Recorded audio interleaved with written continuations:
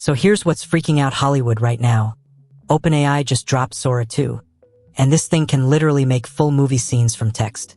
You just type a prompt and boom, it turns into a cinematic video.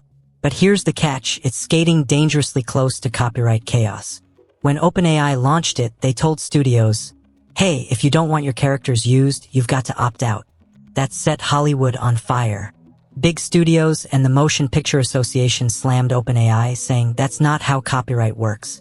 So Sam Altman backtracked. Now OpenAI is promising to give studios more control, maybe even revenue sharing for their IP. But insiders say studios still aren't sure if Sora's filtering is strong enough.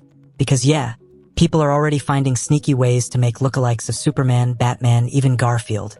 Basically, Sora 2 could be the new TikTok for filmmakers, and Hollywood knows if AI movies take off, their old system might not survive.